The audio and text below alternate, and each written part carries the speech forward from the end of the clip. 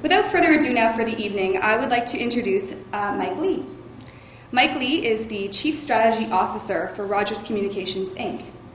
Mr. Lee is responsible for strategic development, business development, and strategic partner management for Rogers Communications group of companies, which include Rogers Cable, Rogers Wireless, and Rogers Media. Before assuming his present role, Mr. Lee held the role of Vice President, Strategic Development for Rogers Cable, where he managed the development of new businesses and services for video, high-speed internet, and telephone. We are very pleased to have Mr. Lee here with us this evening, and I would like you all to help me in welcoming him to the podium.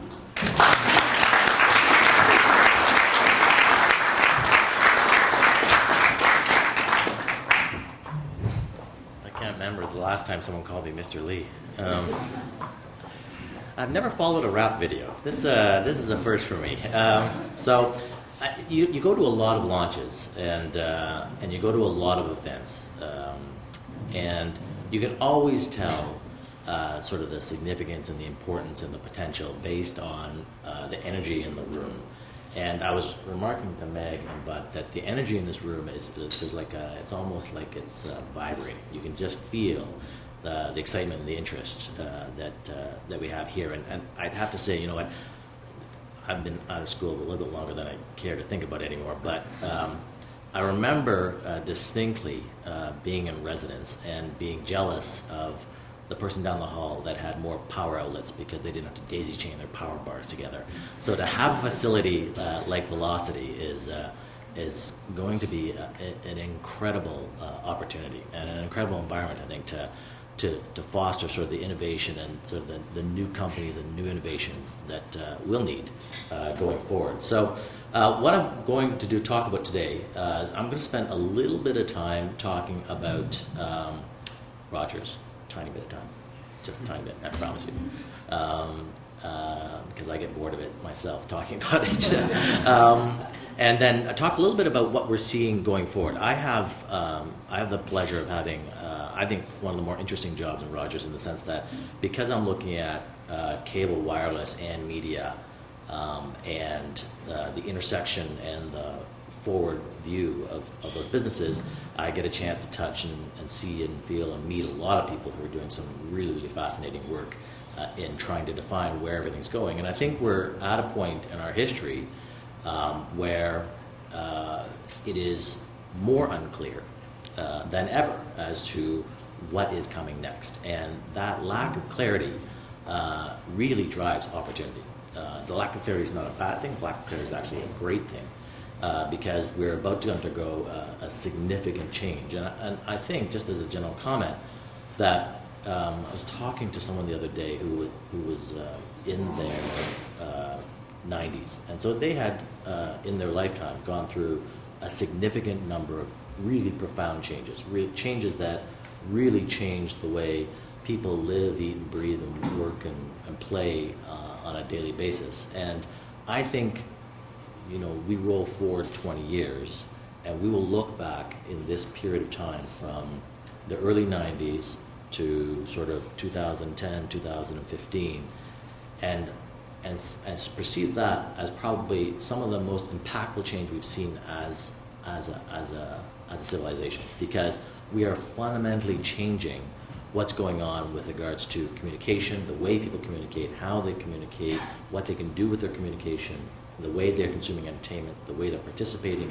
in the process. And we've never seen that before. We've never had the technology to be able to enable that, and now we are not only have access to the technology, but everybody has access to technology, and that's really, really going to be exciting.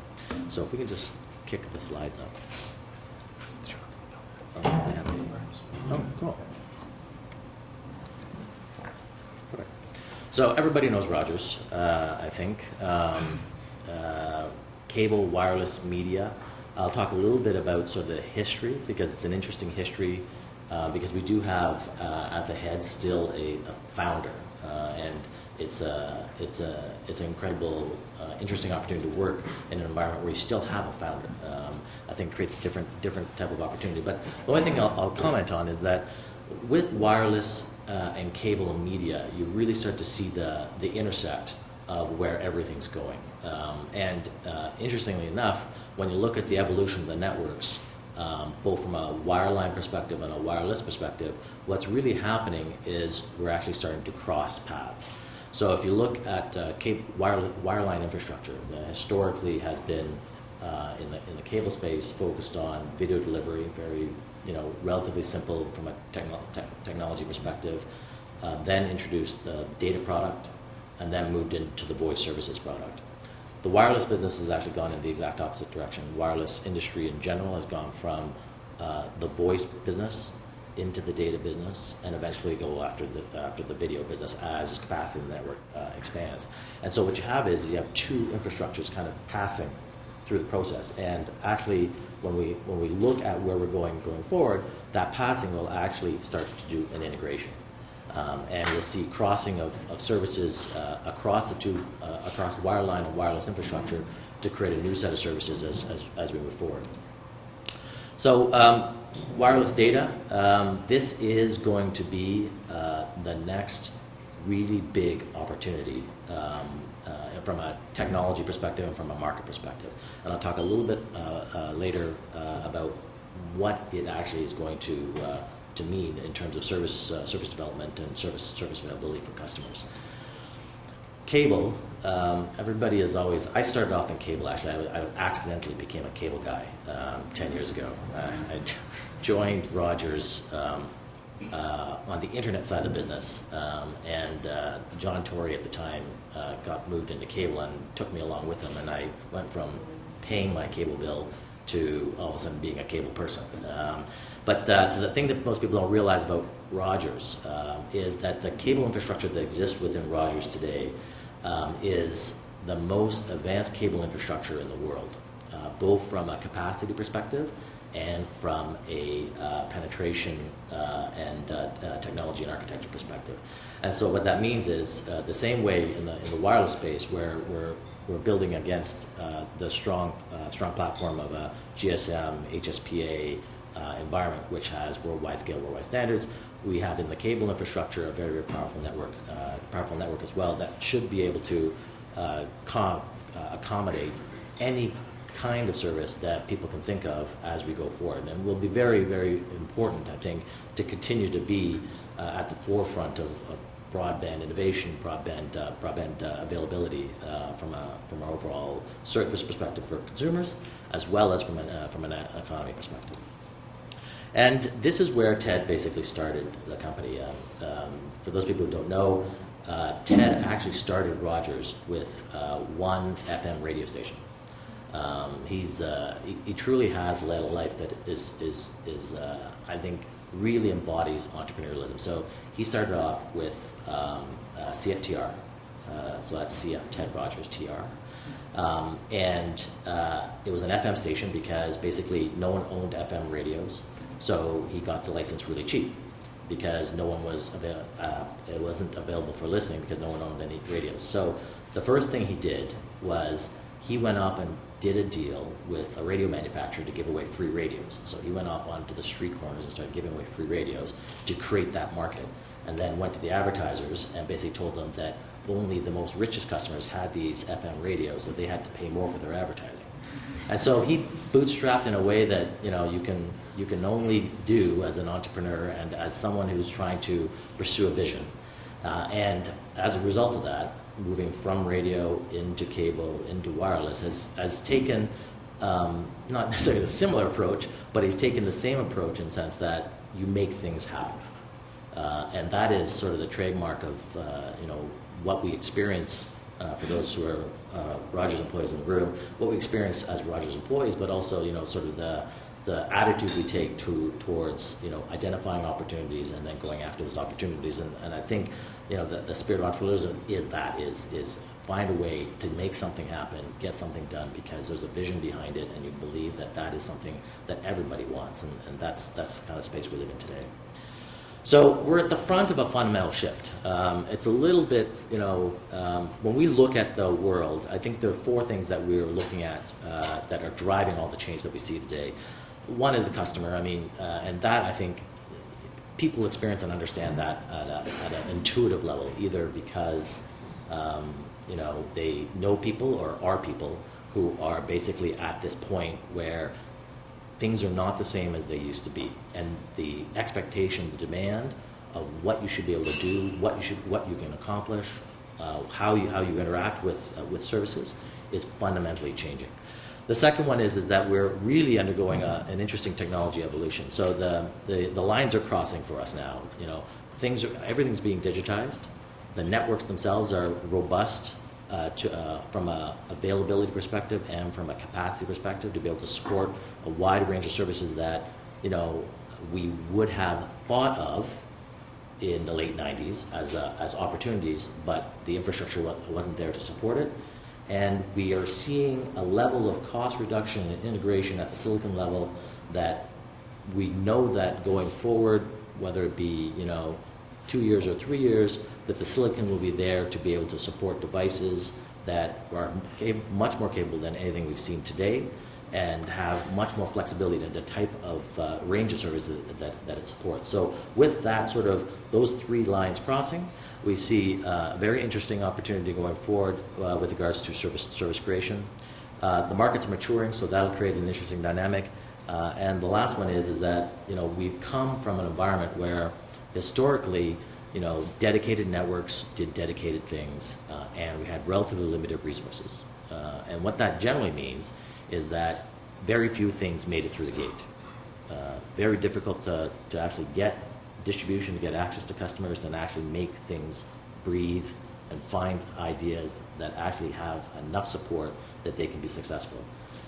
With the broad-based availability of networks, whether that be broadband IP networks on wireline or HSPA networks in wireless, that capacity is going to increase to a point where we're going to see a lot of things get through the gate, and more things get through the gate, because we've seen a lot of things go through now. And so a lot more interesting ideas will be tested, which means that the evolution will continue to get faster and faster and faster. So I did a little research. It's always interesting to go back and try to understand where we came from, and I actually had to go to Wikipedia because a lot of this stuff I didn't know. And if you just look at the three silos of entertainment, communication, and information, there are big changes. In 1995, we still didn't have satellite television. Like, cable was a true monopoly in 1995. It was prior to my time at cable, but it was a real monopoly. You still got information from analog print. You communicated with people using wireline telephones and snail mail, and that is literally 13 years ago. Like, that is not that long ago. And the area of information, where we still are reading magazines and newspapers and pulling out big white pages and yellow pages to look up people's phone numbers, that was the reality 13 years ago. And today, if you look at it, the amount of variety of sources and channels that you have available to you to get access to information has dramatically increased to a point where in one category, if you look at information, I would argue that information is on the decline. Either you could see it directly in the economics of certain core businesses, and I think it hits home to you when once a year or twice a year the telephone company drops off this big white pages or yellow pages on your doorstep, and you're wondering, why are they giving me this phone book? Not only from an environmental perspective, but who leaves through white pages anymore? It's not a service or a product that you use anymore. And so the information category is the one that's going through the first transformation, where we're going to make a transition to digital. We're not just going to have a coexistence and a complement. We're actually going to make a transition because it makes sense from a service perspective, it makes sense from an economic perspective. I think you'll see that in the entertainment and the communication space. We'll also see similar transitions, though I think they'll be longer because human behavior on some of these things tends to have a certain amount of inertia, and we don't get as quick a transition as we would think the technology would be able to provide. But digital and IP-based communication and entertainment is definitely the future of the business.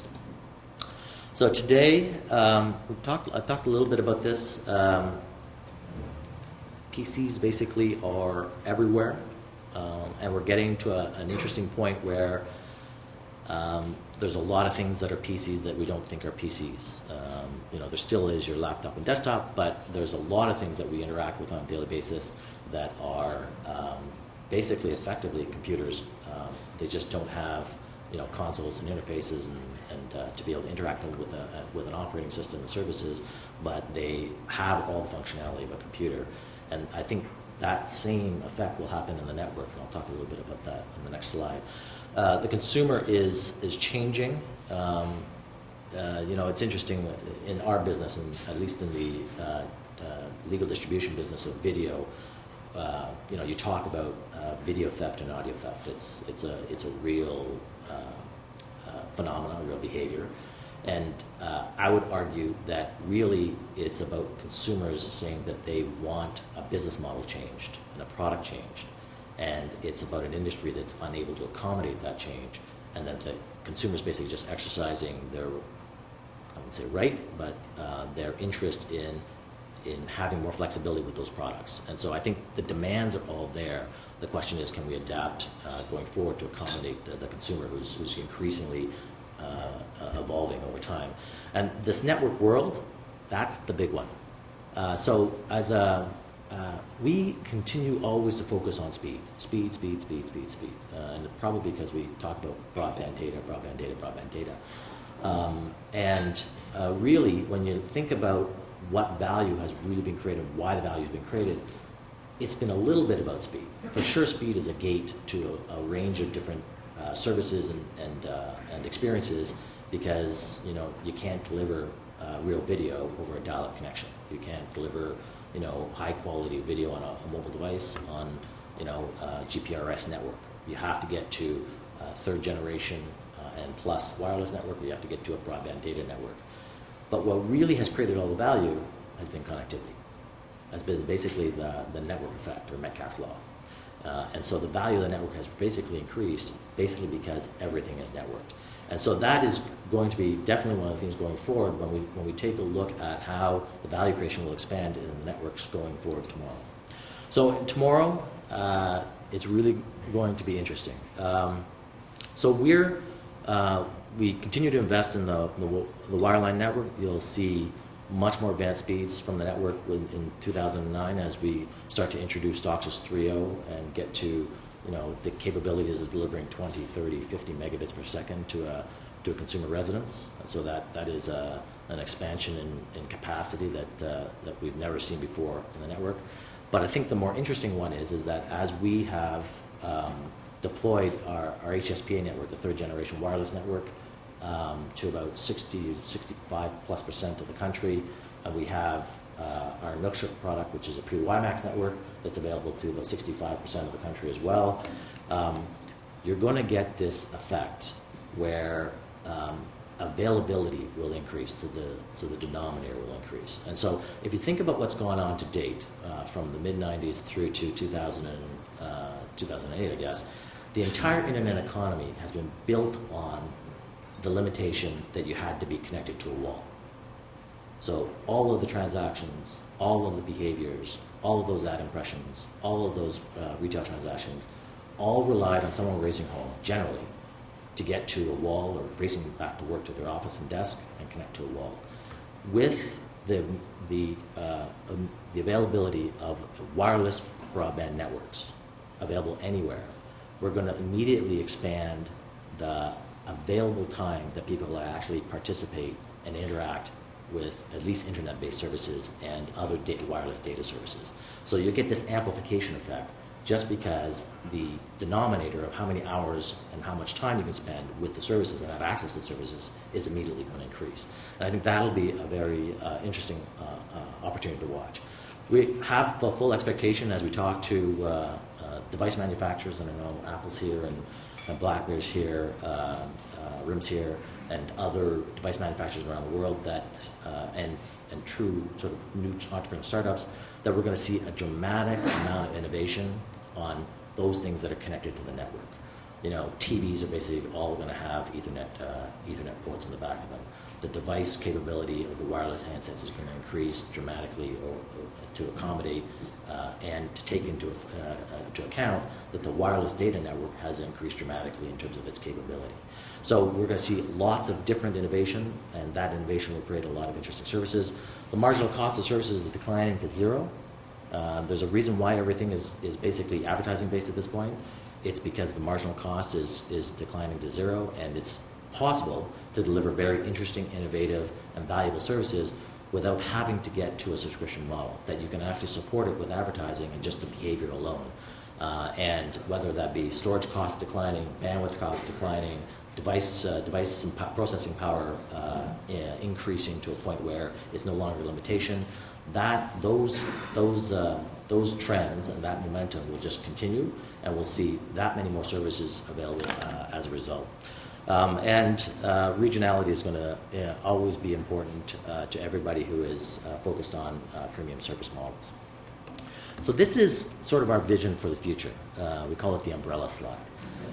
And I talked a little bit about how you interact with a lot of devices today which are computers, but you just don't realize they're computers. And so we have a great benefit at Rogers in that Ted, personally, he's a little bit of a tech geek, loves networks and spectrum and networks and spectrum. We never met a megahertz or gigahertz we didn't like. And so we are uniquely positioned as a company in the sense that we have a broadband wireless data network, both in our HSPA network and our WiMAX network. We also have a very, very strong wireline cable network. And our view of the future is not that there will be individual innovation by network, which there will continue to be. There will be LTE. There will be advanced forms of WiMAX and other wireless data standards. There will be, DOCSIS 3.0. There will be fiber. There will be Wi-Fi. There will be tons of network out there. But right now, it's a little bit of an odd situation where if you come to us and say, I want internet, you have to tell us how you use that service. So you have to tell us, do you want it at home? Okay, then we have a cable network for you. Are you going to be outside? Well, is it in coffee shops? Then maybe you want Wi-Fi. Or are you going to be outside and you're moving around, but you only want to use it when you're standing still? Then WiMAX that product's for you. Oh, you're going to be traveling at 60 miles an hour? Then HSPA is going to be for you. And so I think when we look forward, there will just be internet access. And we'll take care of figuring out where you are, what you're doing, the speed you need, and we'll figure out how to get that packet to you, and you won't have to think about the individual networks. You'll just think about this big internet cloud where you have pervasive connectivity wherever you are. Because we know that when we look at the device innovation going forward, we're going to have multi-tuners on all these devices, multi-access in all these devices. So it does change the way we think of services, and I think the network will effectively disappear. Right now we're very conscious of the network. I think as we go forward, the network will disappear into the ether, and you'll have an expectation that, just the same way you get up in the morning, you walk out the door, you breathe in, you breathe oxygen, that wherever you are, you're going to have internet access available to you, and whenever you turn on a device, you're going to have connectivity. It's going to be highly available, and it's going to be very, very fast, and you won't care necessarily what was the transport mechanism that got it to you, or what was the technology standard that basically was required to get it there, because that's something our engineers would take care of. That's something our ops people would take care of, not something that the consumer will have to focus on. So future value drivers. This is my last slide, and I'd be happy to take questions afterwards. This pervasive connectivity I talked about, that's going to be a significant one. I think we're extremely excited to be participating and part of Velocity, because innovation in wireless data and wireless services is going to just be an interesting and amazing opportunity for us as companies, and for us as a company, but also I think as for entrepreneurs who are interested in investing in the space. Services as a differentiator, I think that as we look forward with the same way we're seeing commoditization on the network, I think we'll start to see commoditization on the services layer as well, where you're going to see a lot of different people offer services, and they may be very similar. And I think how you service the customer will be where the differentiation comes into play. And you can see that in some very successful companies today, where there's a lot of very successful companies producing similar products if you just looked at the product spec sheet, but the way their customer experience works is dramatically different, and those who have figured out servicing and customer experience properly as part of the value proposition, value offering, really have differentiated and can demonstrate that value back to shareholders through improved results and improved market share. Edge device, smarter devices, so smarter applications, which creates more value. That is going to be, we're just on the cusp. I think we're really excited about products like BlackBerry Bold and Apple iPhone, and as we look forward, what Google's working on in the Android space and other device manufacturers. But we're just at the earliest days. Like, this is really the start of the revolution, as opposed to sort of what we can expect as baseline. And the networks will get smarter. I think if we roll forward 10 years and we don't have more intelligence in the network, it will be lost opportunity, because the networks have a lot of capabilities to provide more intelligence, to feed and support and inform intelligent applications that are operating on the network and relying on the network, whether that be location-based services, which you probably thought about, in presence and state and latency. And so, when we look forward, I said I've been at Rogers 10 years. It's a fascinating place to work because Ted is a true entrepreneur, and he is. When you talk with him, rather than saying, why are we doing that, or, well, he says that sometimes, but do we have to do that? His instinct is do more, do faster, do sooner. Are we doing enough? Can't we do more? And I'm jealous of the fact that you guys have this environment to foster that communication innovation and really kickstart the entrepreneurial journey. And I can say truthfully, from Rogers, we're really excited to be participating in Velocity, both as a company and as employees know more about the project. The employees themselves are also really interested as well. So if you have any questions, I'd be happy to try to answer any questions that you may have about what we're seeing. And if you don't, I'm happy with that too. But I welcome you if you, as you sort of walk down that path of that ideation process and you come up with interesting ideas, or you're working on interesting projects, if you want some feedback, we'd be happy to.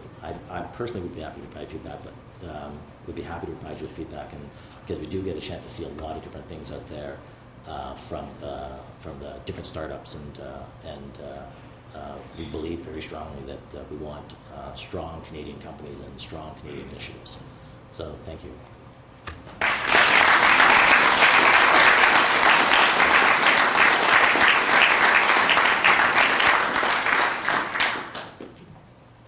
Any questions? Yeah. Seeing as with the pervasive connectivity, the internet will become a lot more important in pretty much everything that people do. And seeing as, in general, freedom fosters innovation, what is Rogers' stance on net neutrality? So I actually get to speak on net neutrality, so it's a privilege to answer this question. With regards to net neutrality, I think the challenge we have collectively is that net neutrality is not really well defined. And so what we have is some conversations that seem to be, I'm not even sure that we necessarily always have conflict as we have definition problems. So we've been very clear that we believe that if you send a request, your packet gets to the destination, and when the destination gives you a response, you receive the packets that they send you. And we don't and won't block or interfere with that. So we're very, very crisp on that issue.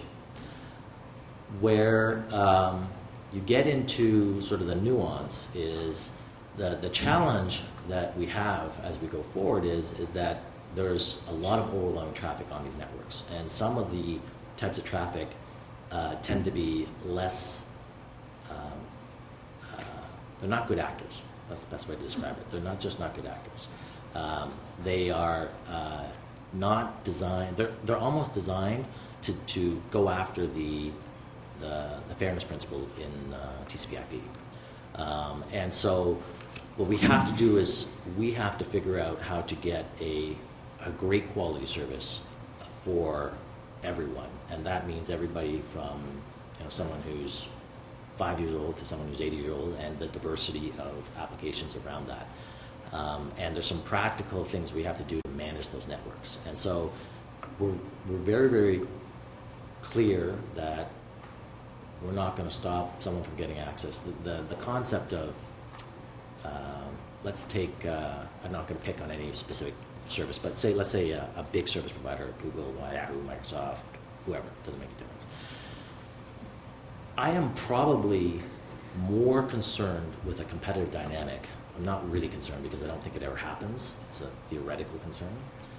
That they knock on my door and say, no more Google for you or your subs. Because if you think about it, the impact of Google saying that to Rogers on Google's bottom line, relatively minimal. Like, they could lose our clickstream for days and weeks and won't affect the quarter. But me having to talk to my customers and say, sorry, no Google for you, that's not an option. It's just not an option. And so I think the competitive dynamic in services will kind of take care of making sure that everybody plays nice. We think that from a policy perspective, just to talk a little bit about that, that the CRTC and the government has the tools to discipline it. They have rules around undue preference to get regulatory on you, which says you can't treat, like the rule says, you can't treat your traffic differently than other traffic, preferentially different. And if you do, we can deal with it. I don't think we've tested it yet, so we keep on debating sort of the theoretical concept of you can theoretically block, so we need to do something about that. I think what we need to do is, if one of us blocks, then I think the government needs to test that legislation and say, you know what, you can't do that. And if it's not good enough, then I think we should talk about more advanced forms of legislation. But right now, we're very clear on the books, and we're not. I know that some of my peers in the U.S. have said different things, but we're very clear. You send a request, you get to the destination will respond, and everything's good. Yep. Hi, I was wondering what are some types of innovations that Rogers would like to see from Rogers? Free cell phones, no.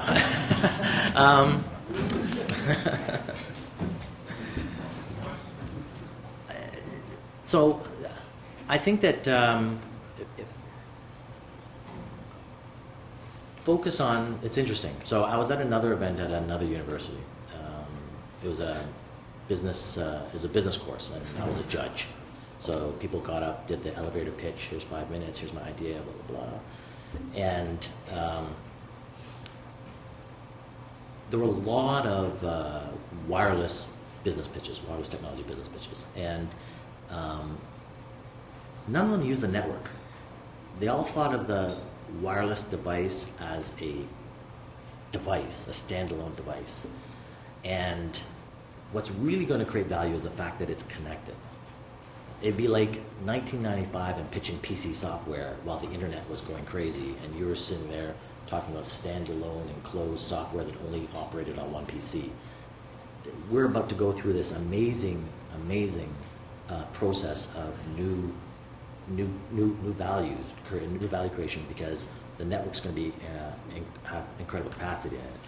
Create devices, create services or devices if you're device focused, that really leverage the value of that network connectivity and the fact that other people are connected on the network. That's what we're really interested in. And if you're interested in looking at how do you leverage technologies that are in the network, like location-based services, we really are interested in those types of things as well. Now we also have, because we are a media company as well, we have interest in media-based services and video and all sorts of services. So, but I think leverage the network aggressively. Like beat it until it screams for mercy, because we are going to be building a lot of amazing network, and we need things that basically demonstrate why there's a reason to continue to build that network.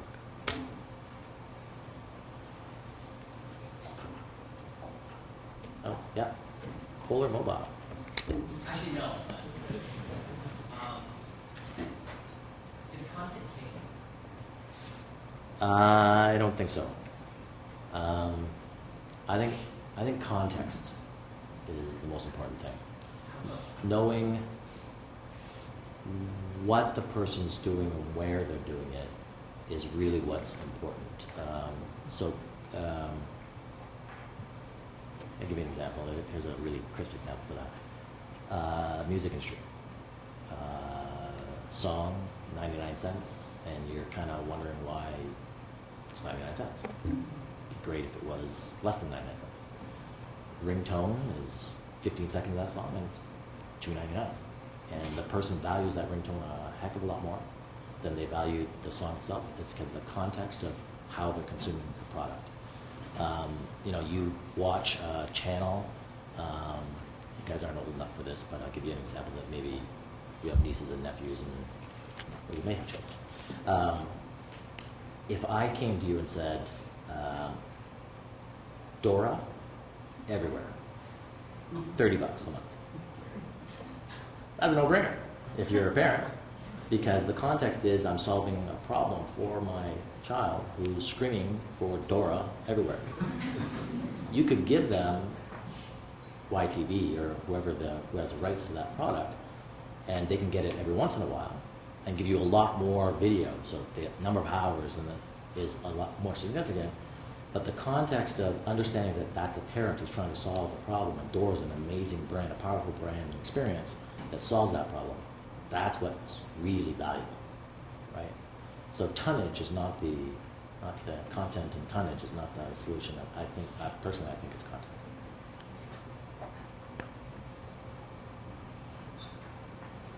Yeah? Okay, so America already decided to create analog systems from the various basically market. Therefore, Yeah. even on the 700 megahertz. previously taken up by the analog systems. And keeping this in mind, are you guys going to use this concept to free up the networks, used by television in Canada, and possibly use that for wireless, maybe expanding networks? And if so, are you guys going to introduce the television concept on the phone? Yeah. So multi-part question. So just for background, because not everybody may know this, in the U.S. In 2009, in February, they chose the date because it's after the Super Bowl and just before March Madness, because they didn't want to interfere with either of those two events. They're going to turn off analog television, so over-the-air broadcast that's running in the 700 megahertz band, and they're going to redeploy that spectrum for wireless services. So in the cable space, that has no impact for us, because what we do is we grab those analog signals and then convert them for distribution on the network. When they convert over to digital, and that date in Canada is 2011, then what we'll do is we'll just grab the digital signal and reconvert it back to distribution. But back on the theme of we never met a hertz that we didn't like, when the 700 megahertz spectrum comes up, there's a pretty good chance, if you're a betting person, that you would bet that we'll probably be participating and interested in all the new services that can be created. Now, talk about wireless video. Wireless videos had, when you go through this sort of hype cycle with new services, and wireless video was the absolutely most, it was, the most amazing service, and everybody needed it, and everybody's going to pay a lot of money for it. And then they launched it in Korea and Italy and some other markets, Japan, and we've seen lukewarm response. Lukewarm sort of, they talk about some numbers, but the numbers are not about how many people use the phones, it's about how many people have the phones. So there's a little bit of a masking of how valuable it is, and I think it goes back to that context question, which is mobile's all about convenience. You have a mobile phone because it's the most convenient way to SMS a friend, call someone. A landline phone would be sitting right there. It could be free, and you're going to incur a charge if you pick up your wireless phone. You're going to your pocket. That's absolutely what you do because it's more convenient. And when you talk about TV, and it's probably not going to be, I want to tune in for particularly in a broadcast environment, a 9 o'clock show. I'm going to rearrange my day so I pull at 9 o'clock the thing out of my pocket and watch a TV show. And that's really what they've been setting up at this point. It's probably more geared towards, I want to pull something out of my pocket and watch what I want, when I want it. And so I think what's happened is that video has gone through sort of a stutter step, where they went out with a very old model, thinking that they thought about video the way we thought about video forever, and it didn't match the context of what the consumer was trying to accomplish. I think that video will be even bigger than what we think it's going to be going forward, but it'll be a different model. It'll be a completely demand-driven model, and against very specific categories of content that match the need to be convenient. And I think that's the issue. I think I'm getting the wrap. So thank you.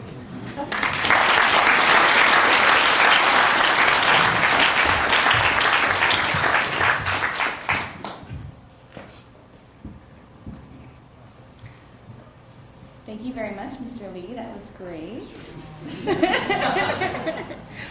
On behalf of the university and as well as Velocity, we'd like to thank you very much for being here with us this evening and to celebrate this great accomplishment, which is the launch of Velocity. So thank you, everybody, and thank you very much to you.